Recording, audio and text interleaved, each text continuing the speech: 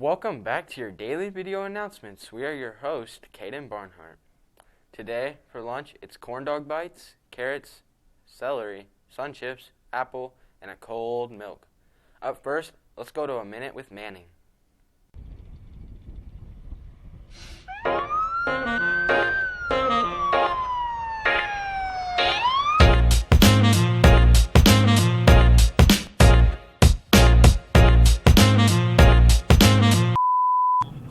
All right, so things to do if you plan on wanting to be an officer to consider is one, you have to be 21 in Kansas to be a road officer. Due to the carrying a handgun, you have to be 21 or older. Generally, the best thing, if that's a career that you want to try to do, is just through high school and that 18 to 21 age area, just don't get into trouble. The best route things that I would do is you can work at the jail at 18 as a corporal there, or military is always a great way to stay out of that trouble in like same kind of direction, because you can go into military and do MPs at 19 or 18, and the big deal is once you're 21 for Kansas, you get hired on by a department, and the department will pay for you to go to the academy. Once you're at the academy, it's a 9-week program. You got to take a lot of tests, a lot of field stuff. Once you pass that, you'll graduate and you'll be full-time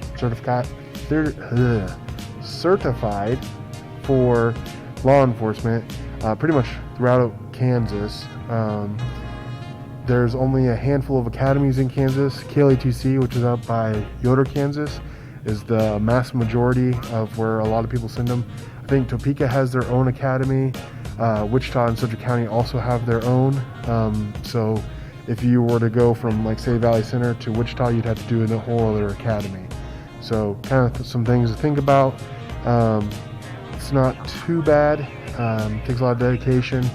I think people that are interested in law enforcement really have to have the mind of like serving and not more of self reasons, because this job isn't going to make you rich, and it's going to take a lot of sacrifice to be involved. So.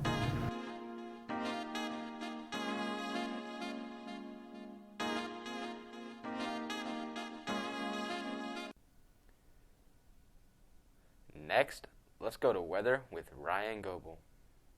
Welcome back to your daily weather forecast for today. It's going to be mostly sunny with a high of 63 with the winds to the northeast at 10 to 20 miles an hour. Tonight will be partly cloudy, followed by scattered thunderstorms with a chance of rain at 70% with a low of 44, with the winds to the east-northeast at 10 to 20 miles an hour. That's all for weather. Now back to you guys in the studio. Let's take a look at your top 5 news stories. Back to your top 5 news stories of today. Number 1, Kansas schools trending towards opening considered ending masks mandates. Number 2, colleges offer students money to not travel during spring break. Number 3, scientists observe first ever space hurricane above Earth. Number 4, due to the pandemic, new cow cuddling businesses is booming as people look for more animal therapy. And number 5, President Joe Biden and First Lady Jill Biden's 2 German Shepherds have left the White House after a biting accident. This has been your top 5 news stories. Now back to you guys in the studio. Now, let's look at today's holidays.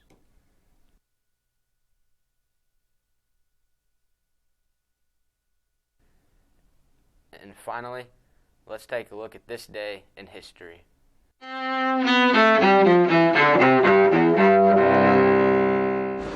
March 11, 2004. Bombs strike the commuter rail network in Spain's capital, Madrid. The attack, linked to the Al-Qaeda terror network, kills 191 people and wounds more than 2,000 others. 2006. Former Yugoslav President Slobodan Milosevic is found dead in his prison cell in the Netherlands. Milosevic dies while still on trial before a UN War Crimes Tribunal for orchestrating a decade of fighting in the Balkans that killed 250,000 people. 1985, in Moscow, Mikhail Gorbachev becomes the Soviet Union's new leader. Gorbachev succeeds the late Konstantin Chernenko in the Kremlin. 1942. During World War II, General Douglas MacArthur leaves the Philippines for Australia as Japanese forces advance in the Pacific. At the time, MacArthur vows, "I shall return." He keeps that promise nearly 3 years later when the Allies reclaim the Philippines from the Japanese. And 1970.